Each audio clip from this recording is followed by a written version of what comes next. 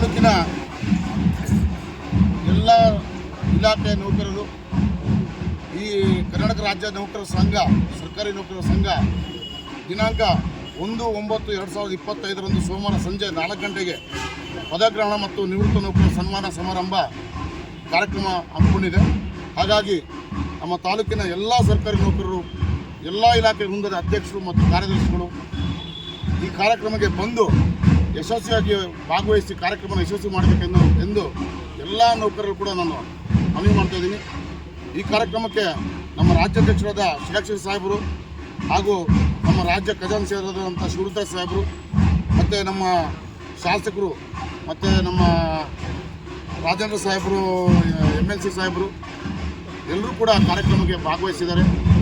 ನಮ್ಮ ಕಾರ್ಯಕ್ರಮ ಇಲ್ಲಿಂದ IBಯಿಂದ ಹಿಡಿದು ಏನು SSK ರಂಗಮಂದಿರದವರೆಗೂ ಕೂಡ ಮೆರವಣಿಗೆ ಮೂಲಕ ಕಾರ್ಯಕ್ರಮ ಸ್ಟಾರ್ಟ್ ಆಗುತ್ತೆ. ಇಲ್ಲಿಂದ IBಯಿಂದ ಹೋಗಿ ನಾವು ಟೋಲ್ಗೇಟಲ್ಲಿ ಮಾಲಾರ್ಪಣೆ ಅಂಬೇಡ್ಕರ್ ಸ್ಟ್ಯಾಚ್ಯೂಗೆ ಮಾಲಾರ್ಪಣೆ ಮಾಡ್ತೀವಿ.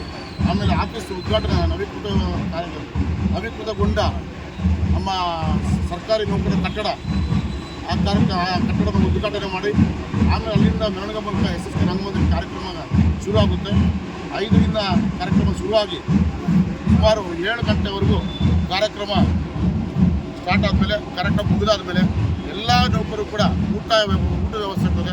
ಹಾಗೂ ಎಲ್ಲ ಕೂಡ ಪತ್ರಿಕಾ ಮಾಧ್ಯಮದರು, ಪತ್ರಿಕಾ ಮಿತ್ರರು ಕೂಡ ಭಾಗವಹಿಸಿ ಎಲ್ಲ ನಿವೃತ್ತ ನೌಕರರು ಕೂಡ ಭಾಗವಹಿಸಬೇಕು ಅಂತೇಳಿ, ಕಾರ್ಯಕ್ರಮ ಯಶಸ್ವಿ ಮಾಡಬೇಕಂತೇಳಿ ಮತ್ತೊಮ್ಮೆ ಎಲ್ಲರಿಗೂ ಕೂಡ ನಾನು ನಮಸ್ಕಾರ ಮಾಡ್ತಾಯಿದ್ದೀನಿ.